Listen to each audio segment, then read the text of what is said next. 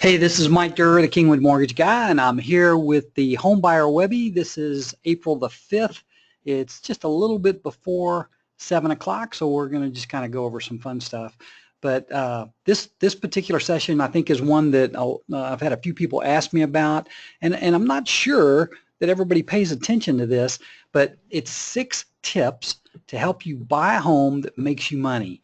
And here's why I think this is important. There are a lot of people out there that are buying a home for the first time, and they clearly don't know some of the subtleties of buying a home that's going to make you money. And from an investor standpoint, this is we're going to come from an investor standpoint where there are opportunities out there, just like if you were going to be buying a home to flip or to buy and occupy for 2 years and sell, and that you would make money. And I can tell you there's nothing wrong with keeping the mindset of an investor when you're getting ready to buy a house. Now, there are some extremes, and you're going to see some of the slides that I have tonight that are a little over the top, but some of this comes from, well, a big portion of it comes from Dave Ramsey. And Dave Ramsey's well, I don't know, he probably is still investing in homes today. A great place to invest. Now, you invest in a lot of things, but homes is one of them. And the other thing is that there are just some common sense things that if you think about them, make a lot of sense. And the one thing that I will tell you is that in some circumstances, you get caught up in not doing anything to a home. You want to move in a home and not have to do anything. And if that's you, well, this is probably not going to be exactly right on target. But if you are looking to get in a home and you're willing to put a little elbow grease to it, the opportunities for you are going to be pretty darn good if you pick or you take advantage of the 6 tips that we're going to give you tonight. So hopefully that kind of sets you up for what we're going to talk about today. But what I wanted to start with, and I'm going to skip over here to this slide. Let's see. And this slide, is it coming up? Is it coming up? Maybe not. Let's see.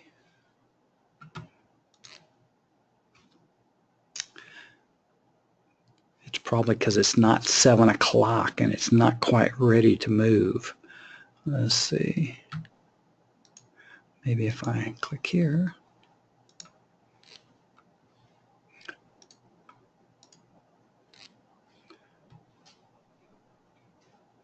Okay, I know what I got to do from the beginning.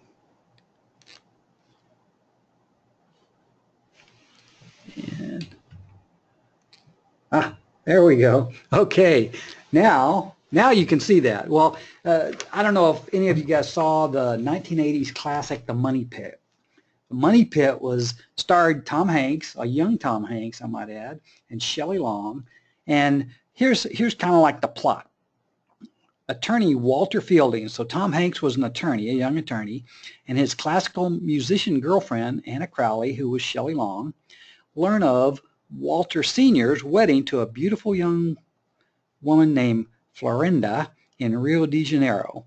Shortly after fleeing the country for embezzling millions of dollars from their musician clients, the next morning they're told they need to vacate the apartment they are subletting from Anna's ex-husband. So in this case, Shelley's stage ex-husband. He's a self-absorbed conductor who has returned early from Europe. So hopefully I hadn't lost you there, but Tom Hanks and Shelley Long are a boyfriend and girlfriend. She has an ex-husband. They're subletting an apartment from him, and he tells them that they've got to get out. Through an unscrupulous realtor friend, Walter learns about $1 million distressed sell on a mansion that he can buy for a mere $200,000. Now he and Anna meet the owner, who claims she must sell it quickly because her husband, Carlos, has been arrested by the Israelis, having been accused of being Adolf Hitler's pool man. Her sob story and insistence at keeping the place in candlelight in order to save money from the lawyers distracts Walter and enchants Anna, who finds it romantic. They decide to buy it, but Anna insists on putting up half the money needed for the repairs. She turns to Max, her ex-husband, for her half of selling him back what she got in the divorce, and Walter gets his half from his wealthiest client. From the moment Walter and Anna take possession of the house, it quickly begins to fall apart. Amongst other problems, the entire front door frame rips out of the wall, the main staircase collapses, the plumbing is full of gunk, the electrical system catches fire, the bathtub crashes through the floor, the chimney collapses, and a raccoon is living in the dumbwaiter. They have contractors come in, and they're the only construction company in town. Only one construction company is willing to take on the work, who summarily tear the house to pieces using Walter's $5,000 down payment, leaving him and Anna embroiled in a bureaucracy to secure the necessary building permits to complete the work. His continuing frustration at the escalating cost of restoring the house leads him to brand it the money pit, while the construction guys continue to assure him that the work will take only 2 weeks. The repair work continues for a grueling 4 months, and Walter and Anna realize that they need more money to complete the renovations. So this is one of those plots that can happen, and I find a lot of times when people are looking at buying foreclosures or getting a deal on houses. Well, let me tell you, there are situations like that I love the part where it says that, let's see, here it is, Anna, who finds it romantic, and Walter's distracted with the story. And you know, it's not to say that there aren't stories about houses, and there are good deals out there, but you got to be careful, because what a con guy will try to do is will try to distract you with something that really doesn't matter, and he's trying to get in your pocket. So anyway, this is just one of those things which you want to keep in mind. I think that's a good story. Okay, it is 7 o'clock, so we're going to get started. I am Mike Durr, the Kingwood Mortgage Guy, and we're going to get started right now. Let me just go on this next slide. Let's see how did I do that last time? We're going to go, and here, what? Oh, here it goes. There we go. If you needed to reach me, my number is 281-348-9899. I'd love to talk to you. And how to buy a home that makes you money. And I just talked about the money pit. There's a couple good pictures. Shelley Long, if you didn't know who that was, that is her right there. And Tom Pitts. For those foreclosure seekers, this is a must-see. Now, the only reason I say that is because it seems like such a wonderful idea to go look for foreclosures. But I got to tell you, unless you're seasoned at looking for houses, looking at houses, have plenty of money, cash to buy a foreclosure, it's going to be hard. I mean, I can tell you that a lot of times it's more trouble than it's worth. And I can tell you that from both ends. I'm trying to finance some and also trying to buy some. All right, so the number one tip, and you've heard this before, it's a classic: location, location, location. And when you're looking at buying a house that's going to make you money, particularly if you look back over the last couple of years, when we say location, we're talking about the neighborhood, we're talking about the school district, we're talking about close to shopping, close to your work, close to freeways. Those are all things people like. And when I want to point out the close to work things. Now, in the jobs that I've had in Houston, it seemed like the first 15 years that I lived here, I had to drive over an hour to get to my place of employment. And just the cost of the gasoline and the wear and tear on the car and the extra hour each way that I spent, you know, I was willing to do what it took, but it wore me down. And I can just tell you that I'm living a little bit of nirvana right now when my house and my office are no more than 5 minutes away. It's a very positive thing. It would be very difficult to get me to go do anything else. So that is one of those things that's really important. Why are school districts important? Well, school districts are important because people want to bring their kids up and have them go to good schools. They want to be safe schools. They want to be well educated in the the public school districts, and there are some public school districts that are superior to others. So if you buy in that area, then you have a better chance of that property that's in that area appreciate. And are the school taxes a little bit higher? Yes, they are. But guess what? That is not a big deal to somebody that's looking to bring up their children. It's a small additional cost when you compare that to being in an area where the school districts aren't so good. Okay, neighborhoods are different, and in Kingwood alone, and in Humble and Atascocita, each little subdivision has its own characteristic. It's really important that you're aware of the characteristic of each one of those little subdivisions, because it makes a difference in how they're going to appreciate. And then finally, close to freeways, an example that I can tell you that's in Kingwood is that if you live in the back of Kingwood, that used to be a matter of prestige. But what I hear more today than I hear about the prestige is how long it takes to get from the back of Kingwood to Highway 59. And for the people that live closer to the front, it all of a sudden that it's become more, the property values have become more valuable because you're closer to the highway. It's easier to get out. You can go faster. And in our day and time, that's an important thing. So that is number one. Location, location, location is an absolute critical factor. Number two, beware of too many homes for sale in the same neighborhood. No, this is not number two. This is the same one. You can go into a neighborhood, and if you're looking at this picture that we've got right here, where all these homes are for sale. I was trying to figure out what this guy looked like. He's got his, yeah, he's doing the lawn.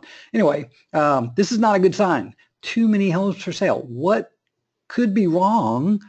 What could be wrong here that everybody wants to sell pretty much all at the same time? Well, it could be crime. It could be there's a toxic waste dump somewhere. Maybe some news came out that something was going to happen to this neighborhood. There could have been a government rule change, and who knows what that could have been. Whatever, you can tell that if this many people are looking to sell all at the same time, there's some bad news going on there. And so this is probably not a great place to move into if you're thinking about selling and trying to make some money on this particular property. That's pretty self-evident. So let's move on to number two. Number two, home size. Is bigger better? Is bigger better? Well, just a little bit of a stat. 1950, the average home size of most homes, average size, was 1,000 square feet. Today, or not too long ago, last year, the average home size is actually 2,700 square feet. But here's the catch. Don't be afraid to go against the norm. And it's for investment purposes, it's always better to be the smallest home on the block. Now, this is a pretty dramatic, this picture is pretty dramatic example of that. But here's what the real deal is. If you live in a neighborhood and the homes are 3,000 square feet and yours is 2,500 square feet, and the value of those homes is moving up, they will tend to carry your home along with it. Now, the opposite is true, is if your home is the 3,000 square foot home, but the community, the home, most of the homes in the marketplace are in the 2,500 square foot range. If the majority of the homes in the neighborhood are smaller than yours, they will tend to bring your home down, as opposed to the opposite, which is where most of the homes are the bigger, they will bring yours up. So it's a subtlety, and it's something that not a lot of people talk about, but it's very important for you to look at to see what's going on in the neighborhood. Are you buying one of the smaller homes, or are you buying one of the bigger homes? Very important point, and it's one that can end up making you money when you choose to sell your property. Okay, exterior. Now this is where I get into the investment stuff, and I had some fun with this, but everybody knows, well, I say this, the exterior, when I'm talking about the exterior, I'm talking about the elevation. Some people call that the elevation. Builders will call it the elevation. What does it look like from the outside? Curb appeal sells homes. if you go buy a home and you see flowers in the garden, you see a very well manicured lawn, you see trees that provide shade, and you just look at it and you go, man, it's got a porch on it with a little place to sit out there. You go, man, I can so see myself living in that house.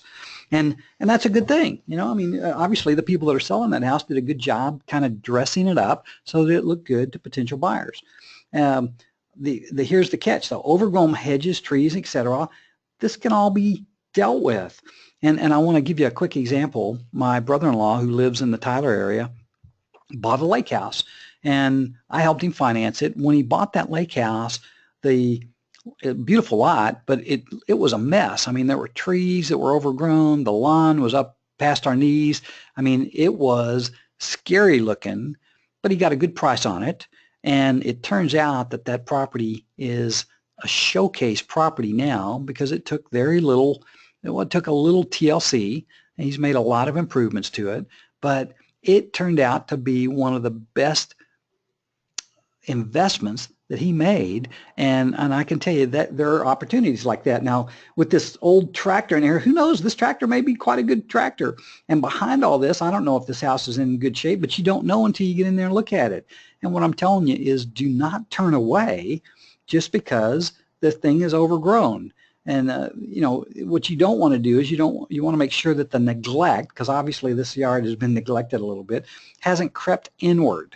Now, on my next couple slides, I just wanted to go through these fast because you talk about there is a house behind all this, so that may be a little bit extreme example, as is this one and this one. Even though this is kind of pretty, but you can tell the house is a little bit rough here. They may have let that go a little bit out of the way. Okay, so we'll skip to number 4.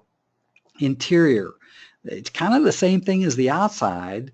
You see a house, you walk into a room like this, and I think this is pretty hilarious, but it's only one of few that I'm going to show you. Don't jump too fast at saying, oh my gosh, this place is horrible. Positive things can be done with this. So it may be that weird paint or pet stained carpets, there's no upgrade to the kitchen or the bathroom might not be a bad thing, because you can fix gaudy interior or decor. You can take this carpet up. You can take all these recliners and fluffed up couches and take them out of there and just make this room whatever you want to. Now, what you can't do is you can't fix how the home functions, and that's something you have to pay attention to. But I'm going to encourage you to, sometimes you have to look past the initial impression. And of course, if you're going to sell the house, you never want to have a home that has this kind of impression. But if you're buying a home, sometimes you might just get a bargain because you saw past some of the problems. And what I want to do now is I want to show you some. I didn't spend a lot of time looking at these pictures, but I think you'll find them funny. So how about that as an office? I mean, is that something else? Now, if you stepped into this room and were considering buying this house, what would you think? Maybe the guy is going on safari, or maybe he went and he brought back all this cool stuff. I don't know, but that would give me a little, well, there's a dramatic event when you see that property. How about this one? Is this guy in the circus or what? Yeah, it could be. I love the luxurious chairs there. How about this one? It's like, I think there was a movie that had a home that had this thing. I mean, you could almost stand in there in a plaid suit and nobody'd ever be able to find you. Here's one. This one's, I'm not sure what the guy was trying to do here, but it looks a little bit African, Egyptian, or something. But again, if you walked in a room like that, would you want to buy that house? It might put you off. Okay, so let's get down and talk serious now. Condition of the home. This is a big one because this is stuff that you have to maybe let somebody else that's an expert do for you. And what I put here is the best Murphy detector is a home inspection. And it's a great way to avoid making a mess out of buying a home. And let me tell you, when you make a mess on buying a home, it ends up costing thousands of dollars. So the home inspector, and most everybody does this, but this is just an encouragement to do it again. He's going to check the foundation. He's going to check the plumbing. He's going to check the electrical stuff. He's going to look at the heating and the air conditioning. He's going to check the roof. He's going to look for water damage. And if you're smart, you'll get somebody to go out there and do a pest or a termite control too, or a termite inspection. So you don't want to make those early mistakes. And this is, you know, it's anywhere from $300 to $500 to get an inspection these days, but it's good money. It's money well spent. It's a good investment. All right, so let's see what number 6 is. Number 6 is the price. Now, this last 2 years, the market has been kind of interesting. It's in the 250 and lower range. The homes are going really fast. If it's 125 to 200, I mean, you'll likely to have multiple offers on that, and there's not a lot that you can do in regards to making an aggressive offer when you're kind of in bidding line. But the key thing that Dave Ramsey says is you don't want to stretch. You want to put down as much as you possibly can, as much as you're comfortable putting down. You always want to get an experienced realtor who knows how to do the comps in the area. And you always want to look for an expert negotiator. Keep in mind the realtor doesn't cost you money. They're paid for by the seller. But if you get somebody that knows how to negotiate, and they can save you money and they don't cost you a dime. It's a very positive thing. And the big thing that you don't want to do is you don't want to overpay, even if it's in a competitive bidding situation. And a lot of people fall in love with houses. Well, let me tell you, if you fall in love with houses, it's going to be harder to make money because you're going to pay more, and you're going to lose some of the equity that you possibly could have had. So that's what I had for you tonight. Let me see if I've got anything else back here. Yeah, those are the old ones. So anyway, I thought that this was really good information so that you could take a look at these houses with a whole different eye.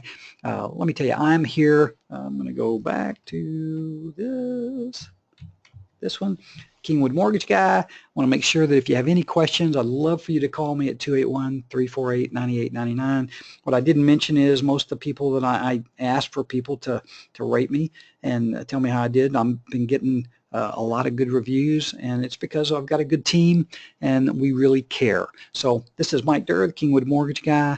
I hope you enjoyed the Homebuyer Webby. I think you can use this information to help you make money when you buy the next house. That's it.